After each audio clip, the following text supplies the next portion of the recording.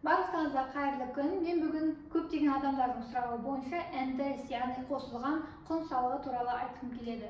Қосымша құн салығы дегеніміз, ол аты айтып тұрғандай белгілі бір товар немесе қызметтің үстіне қосылып салынатын салықты айтады. Қосымша құн салығын алдағы уақытта бізге жалпақ тілге түсінікті болу үшін мен НДС деп қысқаша айтатын боламын. Ендеше бізде НДС-тің ставкасы қазір 2023 жылы 12% құрайды. Төлеушілер кез келген заңды мекеме болуы мүмкін, ол АО, ТО немесе ИП болуы мүмкін. Көп адамдар ойлайды, менде ИП бар, бірақ мен НДС төлемей қоюыма болады. Жоқ, егер сіз порогтан асқан болсаңыз немесе ерікті түрде НДС төлейтіндер қатарына қосылуыңызға болады. Ол үшін салық комитетіндегі өтінішті толтырасыз, сол арқылы НДС-ті есепте тұрасыз. НДС тіркелудің екі түрі бар. Ол бірінші ерікті түрі, яғни кез келген АО, ТО, ИП-ні ашқан кезде сіз өзіңіздің қалауыңыз бойынша оны НДС-ке есепке тіркейсіз, салық комитеті арқылы. Ал екіншісі мәжбүрлі түрде. Онда сіз 2000 МРП-дан асып кеткен болсаңыз, яғни доходыңыз, кірісіңіз 2023 жылы бұл 69 миллион құрайды. Егер осы суммадан асып кетсеңіз, сізді мәжбүрлі түрде НДС-ке қоюға шақыртады.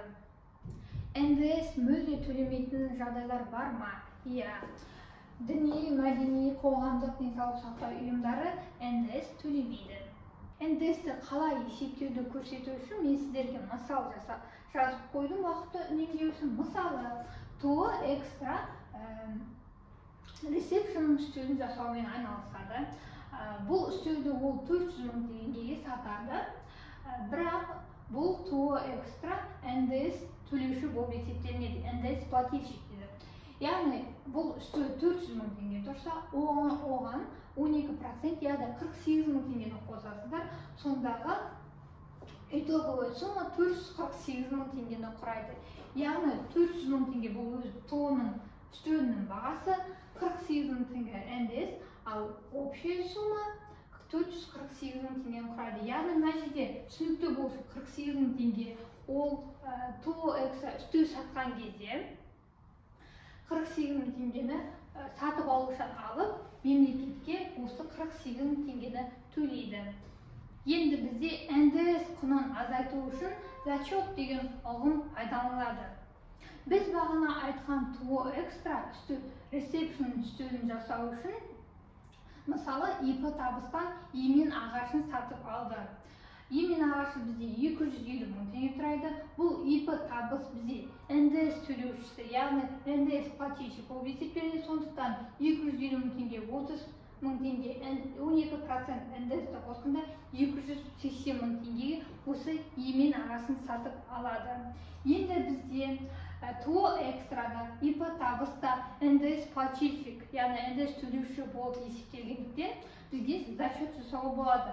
Ол үшін біз сатқан суммадағы НДС, яғни 48 мың теңге НДС-тен азайтамыз. Біз сатып алған емен ағашындағы, яғни мына жерде 12%-тегі 30 мың теңгені азайтсақ, бізде барлығы 18 мың теңге НДС төлеуге болады. Осылайша біз НДС суммасын 18 мың теңгеге дейін азайта аламыз. Және де, егер мысалы жаңағы ТО экстра үстеуді 400 мың теңге сатты, бірақ оның шығыны жаңағы табысынан көп болып кетсе, онда мысалы жаңағы емен ағашын ИП табыстан 250 мың емес 500 мың теңгеге алатын болса, соответственно, НДС суммасы 60 мың теңге шығатын болса, яғни 48 мыңнан азайтасыз 60 мыңды, сонда 12 мың теңге минус 12 мың, яғни бұл сізде переплата болып табылады. Ал переплатаны сіз келесі товар немесе услуга сатқан кезде шегеріп есептеуіңізге болады.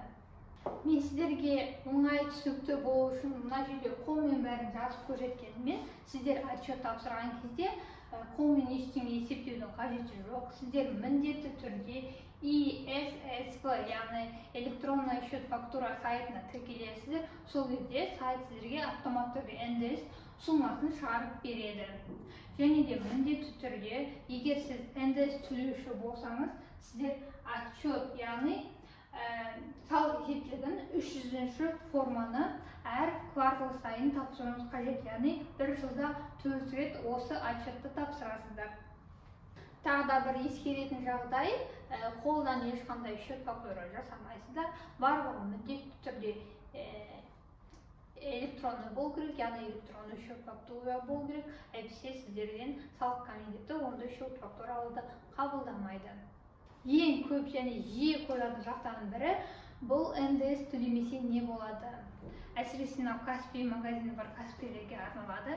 Егер сіз НДС төлеуді ұмытып кетсеңіз, немесе НДС төлеу туралы білмесеңіз, немесе ешкім сізге айтпаса, немесе бухгалтеріңіз ол туралы мүлдем сізге ештеңе демесе, онда сіз осы 20 мың МРП-дан табысыңыз асып кеткен жағдайда, яғни 2023 жылы 69 миллион теңгеден асып кеткен жағдайда, сіз НДС төлемеген болсаңыз, онда осы 69 миллион, яғни 20 мың МРП-дан асқан сумманың сіздер 15% төлейсіздер.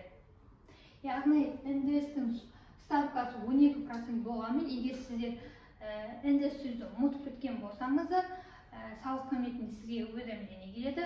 Ол уведомление бойынша сізге штраф 12% емес, сіз уже НДС 15%-пен төлеуге мәжбүрлі боласыз. Сондықтан бұл моментті еш жіберіп алмаңыздар. Осы НДС деген теманы, яғни тақырыпты толық түсініп алыңыздар.